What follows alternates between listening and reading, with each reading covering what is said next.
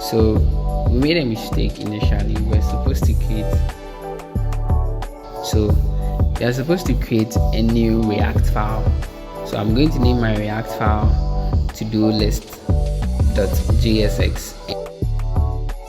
So all we have to do is just copy all and cut.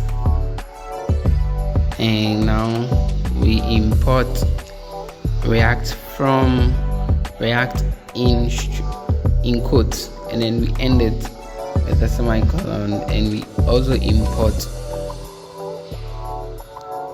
our to-do list from to-do list. But in this case, since it's a JSX file, we begin with the extension ./to-do list. That's how you import from. And in this case, we are supposed to write a function for our app. So the name of the function is app, and no parameters are set in parentheses. Then we have our return and our div with our h1, okay, because we've imported now with the help of our export default to-do list, we've been able to import it here in our app file. So inside our app we have our to-do list, okay, so we have the component to-do list over here, and now we have our function. So we create a return and then a div container containing header to-do list app. So we bring our, so that is how we render a React component, okay. So we render a component by bringing the name of our to-do list file, which is a JSX element, okay,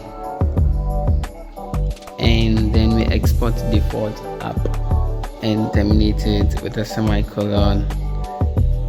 So now I create my to-do list .jsx file, and I'll just paste the codes we wrote in the app.jsx earlier, and bingo, we are done. So all we need to do is just run it and see. So we open our terminal,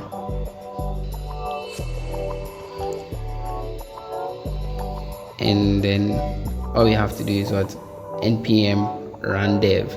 This time we are not going to see the Vite logo and the React, but then we are going to see our to-do list app over there, and bingo. Okay, so you realize it's aligned to the left side of the screen.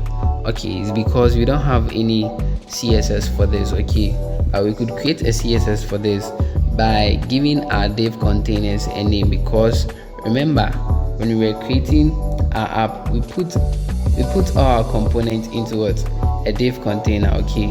Yes, so if you want to give your app a CSS, you just give the container, the div container name, you just give the div container a class name, okay, and then you create a to-do list.css file, and you just import it into the app. And now we are going to test it and see how the virtual DOM works, and now I think by then we'll be able to understand the difference between the virtual DOM and the actual DOM, and the state being updated, and the hooks, what the hooks are doing. Initially, the overview I gave you. Yes, I think practical sessions are the best, because at least when you're done, when you see the outcome, certain doubts you had might be confirmed. So this will be the end of our lesson today, and if you have any question, please drop your questions in the comment section, and thank you for your time. You've now built a simple to-do list app using React along with state management and event handling. I hope this gave you a solid understanding of how React components work and how you can manage dynamic data in your app. So feel free to leave a comment in the comment section, and I'll get back to you ASAP. Thank you.